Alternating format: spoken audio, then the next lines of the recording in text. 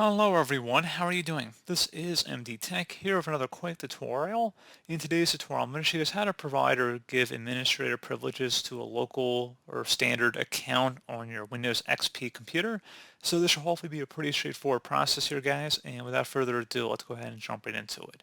So we're going to start off by opening up the Start menu, and you want to select Run, so go ahead and left click on that. Type in compmgt.msc. Again, compmgt.msc.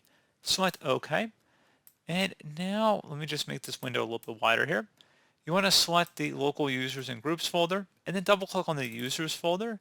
Take note of the name of the account you want to turn into an administrative account. So you see in our case, let's say we want to make the Steve account an administrator.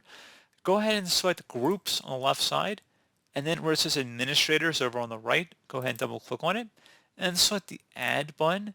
Type in the user account name and then select check names, then select OK and select apply and OK.